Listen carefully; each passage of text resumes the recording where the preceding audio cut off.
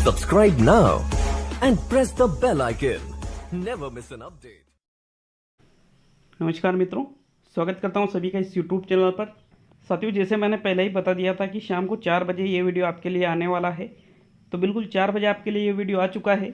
इसमें नई शिक्षा नीति जो 2020 है उसके बारे में बात करने वाले हैं।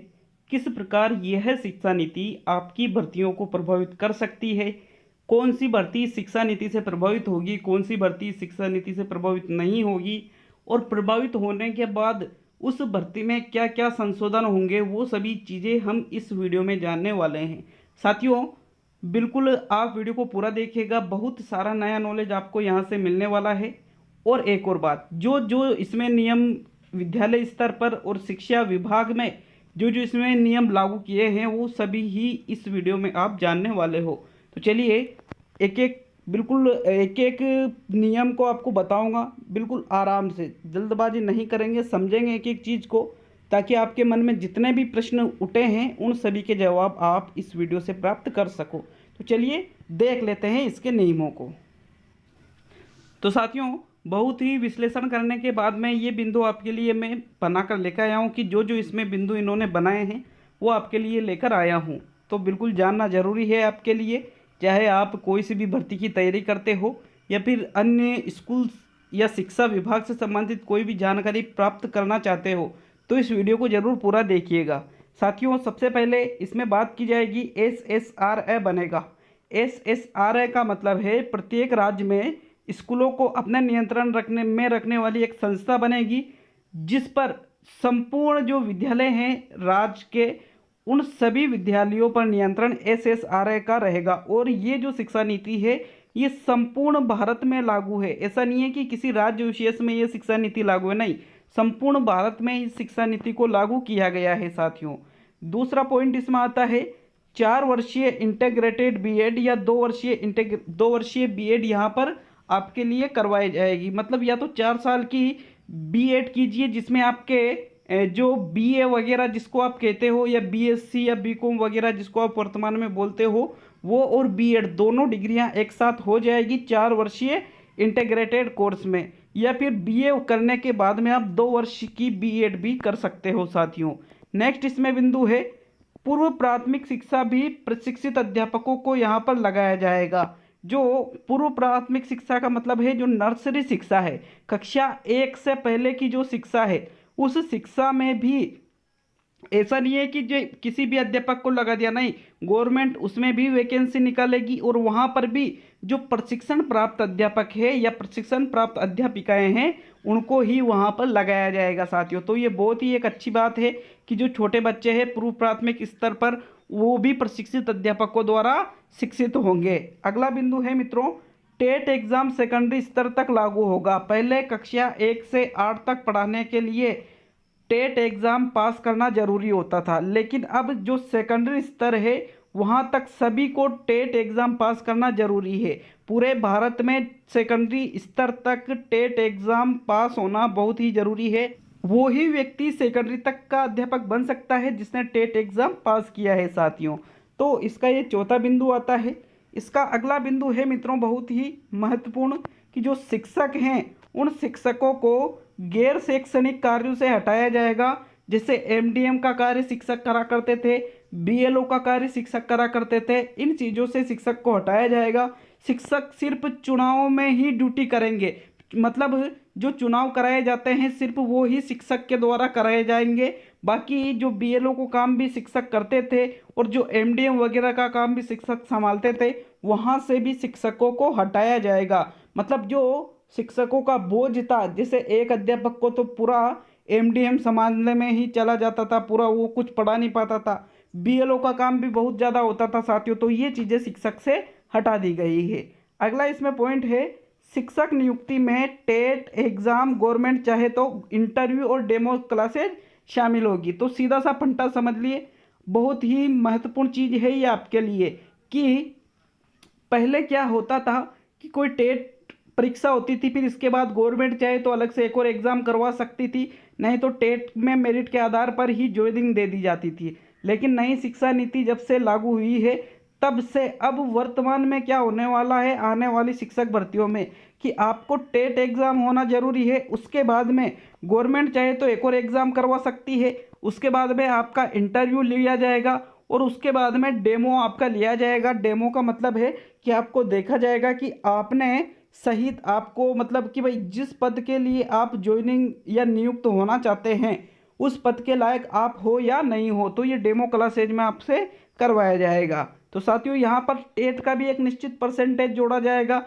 सेकंड एग्ज़ाम होता है तो उसका भी एक निश्चित परसेंट जुड़ेगा, इंटरव्यू का भी यहाँ परसेंट जुड़ेगा और डेमो क्लासेज का कोई परसेंटेज नहीं होगा साथियों।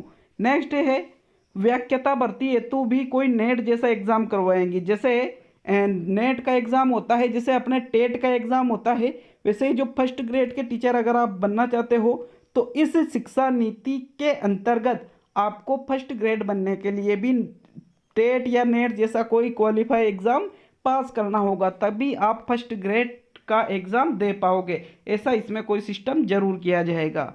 नेक्स्ट है 2022 तक पैरा टीचर्स और शिक्षा मित्रों के पद खत्म किए जाएंगे।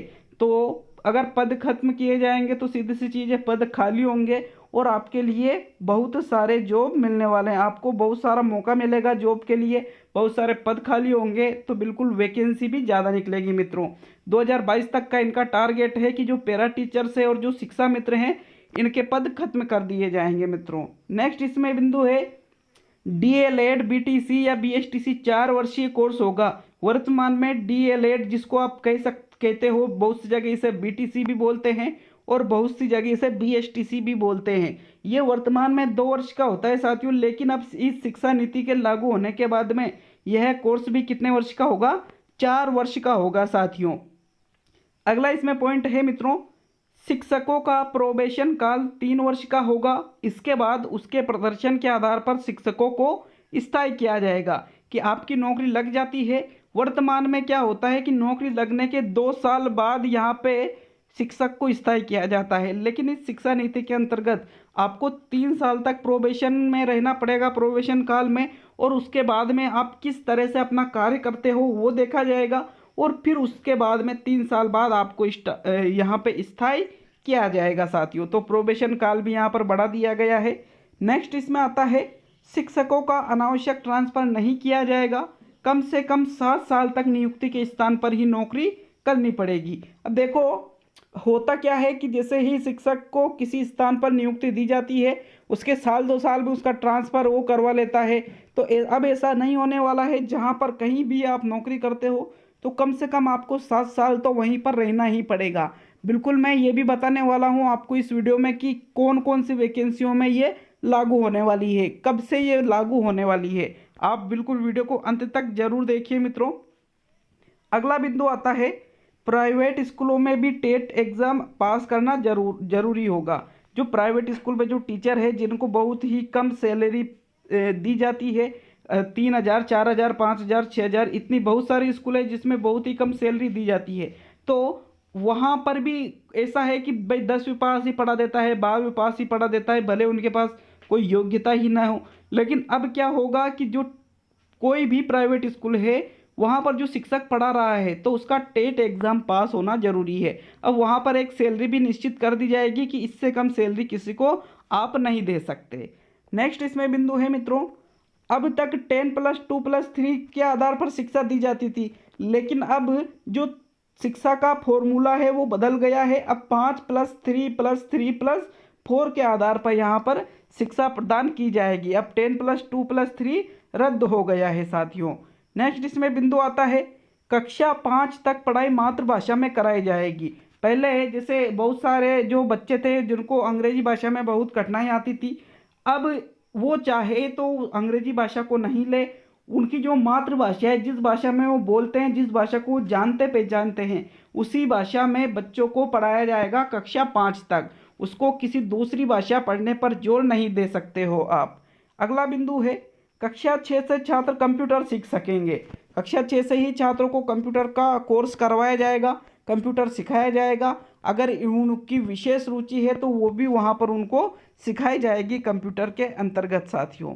नेक्स्ट इसमें है कक्षा 9 से 12 तक परीक्षा सेमेस्टर वाइज ली जाएगी। मतलब एक साल में 2 बार एग्ज़ाम यहाँ पर होंगे। जैसे वर्तमान में क्या होता था कि एक बोर्ड एग्ज़ाम है, सिर्फ बोर्ड एग्ज़ाम ही, या फिर जो आपकी परीक्षा होती है वार्षिक परीक्षा जिसको आप कहते हो, वो ही परीक्षा होती थी और उसी के ही सबसे ज़्यादा नंबर जुड़ते थे। तो यहाँ पर अब क्या होगा कि सेमेस्टर वाइज परीक्षाएं होगी, हर 6 महीने में परीक्षा होने वाली है। मतलब एक साल में आपको 2 बार परीक्षाएं वार्षिक परीक्षा देनी पड़ेगी साथियों। यहाँ पर नेक्स्ट इसका 17वां बिंदु आता है।